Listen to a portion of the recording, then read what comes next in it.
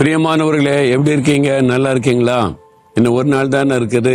இடையில புது வருஷத்துல போக போறோம்ல. சரி, இந்த இடம் ரொம்ப அழகா இருக்கு அப்படின்னு பாக்குறீங்களா? பின்னால் எழுதிய வி லவ் யாங்கூன் அப்படின்னு. இது மியான்மர் தேசத்தினுடைய ஒரு பெரிய பட்டணம் யாங்கூன் என்பது. அந்த பட்டணத்துல தான் இந்த மாதிரி அழகா செஞ்சு வச்சிருக்கிறாங்க. பெரிய கார்டன் ரொம்ப அழகா இருக்கு, பிளசண்டா இருக்கு பாக்குறதற்கு. அந்த இடத்துல இருந்து கொண்டு உங்களோடு பேசுகிறேன். ஆண்டவர் இந்த பட்டணத்தை நேசிக்கிறார். இங்க இருக்கிற மக்களை இயேசு நேசிக்கிறார். அதனால தான் நாங்களும் அவளை நேசித்து அவர்களுக்காக ஜெபம் பண்ணி அவங்க மத்தியில வந்து அவருடைய ஊழியத்தை நிறைவேற்றுகிறோம். சரி, இந்த நாள்ல ஆண்டவர் எனக்கு என்ன வார்த்தை சொல்லுகிறார் அப்படின்னு பாக்குறீங்களா? ரொம்ப முக்கியமான வார்த்தை கவனிங்க. சங்கீதம் 51:2 தேவரீர் என் அக்கிரமம் நீங்க என்னை முற்றிலும் கழுவி என் பாவம் வர என்னை சுத்திகரியும்.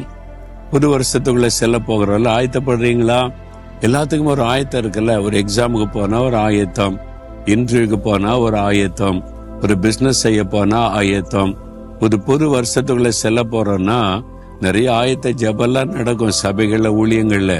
நாங்களும் அப்படி ஜெபிப்போம். 3 நாள் உபவாசம் பண்ணி ஆண்டோடைய பாத்துல உட்கார்ந்து ஆயத்த ஜெபெல்லாம் பண்ணுவோம். அப்ப அந்த ஆயத்தம் அவசியம் தானே.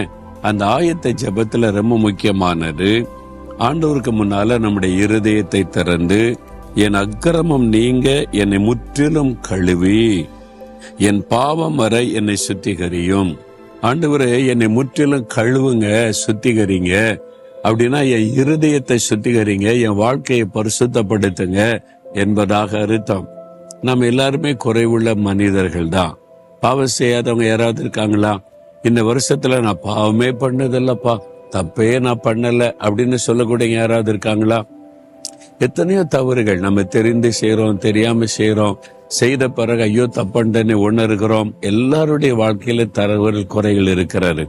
நமக்கு பாவம் இல்லை என்போமானால் நம்மை நாமே வஞ்சிக்கிறவளா இருப்போன்னு பைபிள்ல இருக்கு. அதனால பாவம் நிறைந்த உலகத்தில் இருக்கிறோம். எத்தனையோ தவறுகள், பாவங்கள் நம்முடைய வாழ்க்கையில வந்துருது.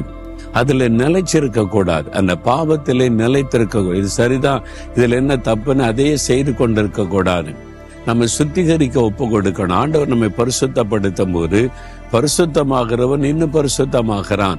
இதுதான் தேவனுடைய திட்டம். ஆண்டவரை நான் இன்னும் பரிசுத்தமாகணும், அப்ப என்னை கழுவுங்க, என்னை சுத்திகரிங்க அப்படின்னு ஆண்டவருக்கு முன்னால போய் நின்று ஜெபிப்பார். ஏன்னா அவர் சொல்லுகிறார், நானே உன்னை பரிசுத்தமாக்குகிற கர்த்தர். அவர் தான் நம்மளை பரிசுத்தமாக்க முடியும். நம்மை நாமே பரிசுத்தமாக்கி கொள்ள முடியாது. நம்முடைய பரிசுத்தத்திற்காக ஒரு சிலுவையில ரத்தம் சிந்தி மரித்தார். இயேசு கிறிஸ்துவின் ரத்தம் சகல பாவங்களை நீக்க நம்மை சுத்திகரிக்கும். ஆண்டவரே, நம்முடைய ரத்தத்தினால இருதயத்தை கழுவுங்க, சுத்திகரிங்க. எனக்குள்ள இந்த பெருமை, கோபம், எரிச்சல், இச்சைகள், பயங்கர பாவெல்லாம் இருக்குது, சுத்திகரித்து முற்றிலுமா என்னை கழுவிருங்க அப்படின்னு சொன்னா அந்த பரிசுத்தம் உண்டாக உண்டாக உண்டாக நமக்குள்ள பாவ வாழ்க்கை குறைந்து பரிசுத்தத்திலே அதிகமாகி கொண்டே போவோம். ஒரு நாள்ல ஒரு முழுமையான பரிசுத்த நிலைமைக்கு ஆவியானவர் நடத்துவார். அதுக்கு நீங்க இந்த வருஷத்துக்குள்ள, புது வருஷத்துல பிரவேசிக்க முன்னால இந்த ஜெபத்தை பண்ணுங்க. ஆண்டவரிடத்துல குறைகளை அறிக்கையிடுங்க. யார்கிட்ட ஒப்புரவாகணும். ஆனா கணவரை துக்கப்படுத்தி இருந்தா மன்னிப்பு கேளுங்க, மனைவியை காயப்படுத்தி இருந்தா மன்னிப்பு கேளுங்க, பிள்ளைகளை நீங்க வேதனைப்படுத்தி இருந்தா மன்னிப்பு கேட்டு ஒப்புரவாகுங்க, பெற்றோரை காயப்படுத்தி இருந்தா ஒப்புரவாகி, நீ வேலை செய்யற இடத்துல, வசிக்கிற இடத்துல யாரையாவது காயப்படுத்தி இருந்தா உங்களுடைய மனசாட்சியை பாதிக்கும், நிம்மதி இருக்காது. அதுவே சாபமாய் பாவமாய் தொடரும். போய் மன்னிப்பு கேட்டு இந்த புது வருஷத்துக்குள்ள போறதுக்குள்ள சரிப்படுத்தி கொள்ளுங்க. அப்ப ஆவியானவர் உங்களுக்கு உதவி செய்வார். பரிசுத்தாவினர் வரும் பொழுது ஒரு முழு பரிசுத்தத்தை உங்களுக்குள்ளே உண்டாக்குவார். நீங்க ஜெபிக்கணும், ஆண்டவரே என் அக்கிரமம் நீங்க என்னை கழுவுங்க, பாவம் வர முற்றிலும் என்னை கழுவி சுத்தம் பண்ணுங்கன்னு கேட்கணும். ஜெபிக்கிறீங்களா? அப்படி ஒரு நிமிடம் இதயத்துல கை வைத்து, இயேசுவே என்னை பாவமர கழுவி உங்களோட ரத்தத்தினால சுத்திகரிங்க. ஆண்டவரே, எனக்கு முழு பரிசுத்த வேணும்.